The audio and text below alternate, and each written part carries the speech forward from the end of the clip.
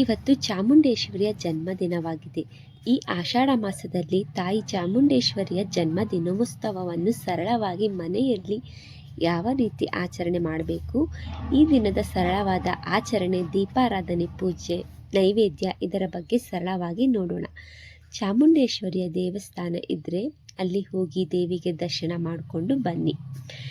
ಯಾರಾದರೂ ಮಡಲಕ್ಕಿ ಕೊಡಬೇಕು ಅಂತ ಅಂದರೆ ಈ ದಿನ ಕೊಡಿ, ತುಂಬಾ ಒಳ್ಳೆಯದು. ಅಥವಾ ತುಂಬ ರಶ್ ಇರುತ್ತೆ ಅನ್ನೋದಾದರೆ ಬೇರೆ ದಿನ ಕೂಡ ಕೊಡಬಹುದು. ಈಗಾಗಲೇ 3 ಶುಕ್ರವಾರ ಅಂತೂ ಕಳೆದಿದೆ, ಇನ್ನು ಒಂದೇ ಶುಕ್ರವಾರ ಉಳಿದಿದೆ. ಇಲ್ಲಿ ತನಕ ಆಷಾಢ ಮಾಸದ ಆಚರಣೆ, ನಿಂಬೆಹಣ್ಣಿನ ದೀಪಾರಾಧನೆ ಯಾರೆಲ್ಲ ಮಾಡಿಲ್ಲ, ಇದೇ ಮಂಗಳವಾರ ಆಗಸ್ಟ್ 4ನೇ ತಾರೀಕು ಶ್ರೀ ಚಾಮುಂಡೇಶ್ವರಿ ಅಮ್ಮನವರ ಜನ್ಮದಿನೋತ್ಸವ. ಈ ದಿನ ನೀವು ಮನೆಯಲ್ಲಿ ಬೆಲ್ಲ ದೀಪಾರಾಧನೆ ಆದರೂ ಮಾಡಬಹುದು, ಅಥವಾ ಯಾವುದೇ ಶಕ್ತಿ ದೇವಿ ದೇವಸ್ಥಾನಗಳಲ್ಲಿ ದೀಪಾರಾಧನೆಯನ್ನು ಮಾಡುವುದರಿಂದ ಮುಖಾಂತರ ದೇವಿಯ ಹುಟ್ಟುಹಬ್ಬದ ಆಚರಣೆಯನ್ನು ಮಾಡಬಹುದು. ಹಾಗೆ ಮನೆಗಳಲ್ಲಿ ದುರ್ಗಾ ಸಪ್ತಮಿ ಶತ ಪಾರಾಯಣ ಮಾಡಬಹುದು, ದುರ್ಗಾ ಕವಚ, ಹಾಗೆ ಲಲಿತ ಸಹಸ್ರನಾಮ, ದುರ್ಗಾ ಅಷ್ಟೋತ್ತರ, ಮಂಗಳ ಚಂಡಿಕಾ ಸ್ತೋತ್ರ, ಇಂತಹ ಸ್ತೋತ್ರ ಪಾರಾಯಣ ಮಾಡೋದರಿಂದ ಕೂಡ ಆ ತಾಯಿಯ ಆಶೀರ್ವಾದವನ್ನು ಪಡೆಯಬಹುದು. ಬನ್ನಿ, ಯಾವ ರೀತಿ ಆಚರಣೆ ಮಾಡೋದು ಅನ್ನೋದರ ಬಗ್ಗೆ ಸರಳವಾಗಿ ನಿಮಗೆ ತಿಳಿಸ್ತೀನಿ. ಮೈಸೂರಿನ ರಕ್ಷಕ ದೇವತೆ ಮತ್ತು ಮೈಸೂರು ರಾಜಮನೆತನದ ಪೂಜ್ಯ ಕುಟುಂಬದ ದೇವತೆ ಚಾಮುಂಡೇಶ್ವರಿ ದೇವಿಯ ಜನ್ಮ ವಾರ್ಷಿಕೋತ್ಸವವನ್ನು ಚಾಮುಂಡೇಶ್ವರಿಯ ವರ್ಧಂತಿ ಅಂತ ಕೂಡ ಆಚರಣೆ ಮಾಡಲಾಗುತ್ತೆ. ಈ ಶುಭ ದಿನದಂದು ದೇವಸ್ಥಾನದಲ್ಲಿ ವಿಶೇಷವಾದ ಅಲಂಕಾರ, ಅಭಿಷೇಕ, ಹೋಮ, ಹವನ ಎಲ್ಲ ಕೂಡ ಇರುತ್ತೆ. ಹಾಗೆ ದೇವಸ್ಥಾನ ಕೂಡ ಸಾಂಪ್ರದಾಯಿಕ ಶೈಲಿಯಲ್ಲಿ ಹೂಗಳಿಂದ ಅಲಂಕಾರ ಮಾಡಲಾಗುತ್ತದೆ. ಇದನ್ನಲ್ಲದೆ ನೋಡೋದೇ ಒಂದು ಚಂದ, 2 ಕಣ್ಣು ಸಾಲದು. ಅಮ್ಮನವರ ಅಲಂಕಾರ ನೋಡೋದೇ ಒಂದು ಪುಣ್ಯ. ಆದರೆ ಎಲ್ಲರಿಗೂ ಅವಕಾಶ ಸಿಗೋದಿಲ್ಲ ಅಲ್ವಾ? ಇವತ್ತಂತೂ ಮೈಸೂರಿನಲ್ಲಿ ಚಾಮುಂಡಿ ಬೆಟ್ಟದಲ್ಲಿ ನೋಡೋಕ್ಕೆ ಆಗೋದಿಲ್ಲ, ಆ ರೀತಿಯಾಗಿ ತುಂಬಾ ರಶ್ ಇರುತ್ತೆ. ನಮಗೆ ಅಲ್ಲಿಗೆ ಹೋಗೋಕ್ಕೆ, ನಮಗೆ ದರ್ಶನ ಮಾಡೋಕ್ಕೆ ಆಗೋದಿಲ್ಲ ಅಲ್ವಾ?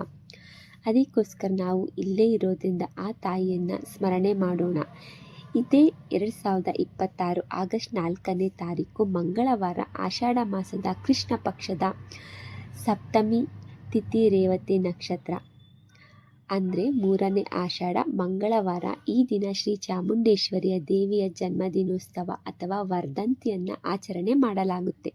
ಇನ್ನು ದೇವಸ್ಥಾನದಲ್ಲಿ ಬೆಳಗಿನ ಬ್ರಾಹ್ಮಿ ಮುಹೂರ್ತ 3:30ರಿಂದಲೇ ರುದ್ರಾಭಿಷೇಕ, ಪಂಚಾಮೃತಾಭಿಷೇಕ, ಹಾಗೆ ದೇವಿಯ ಅಲಂಕಾರ ಮತ್ತು ಚಿನ್ನದ ಪಲ್ಲಕ್ಕಿ ಉತ್ಸವ, ಈ ರೀತಿ ಎಲ್ಲ ರೀತಿಯ ಆಚರಣೆಗಳು ಇರುತ್ತೆ.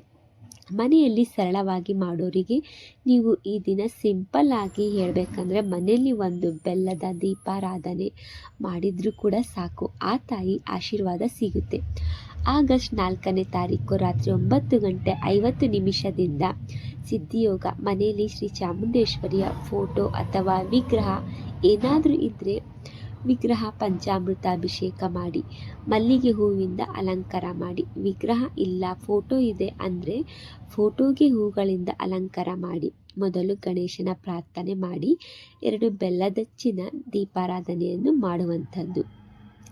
ದೇವಿಗೆ ಆರತಿ ಮಾಡಿ ಪ್ರದಕ್ಷಿಣೆ ಹಾಕಿ ದೇವಿಗೆ ನಮಸ್ಕರಿಸಿ, ವರ್ಷ ಇದೇ ರೀತಿ ನಿನ್ನ ಸೇವೆ ಮಾಡುವ ಸೌಭಾಗ್ಯ ನಮಗೆ ಕೊಡು, ನಮ್ಮ ಮನೆ ಯಾವಾಗಲೂ ಸಮೃದ್ಧಿಯಾಗಿ ಇಡು ಎಂದು ತಾಯಿ ಚಾಮುಂಡೇಶ್ವರಿಯನ್ನು ಪ್ರಾರ್ಥನೆ ಮಾಡ್ಕೊಳ್ಬೇಕಾಗುತ್ತೆ.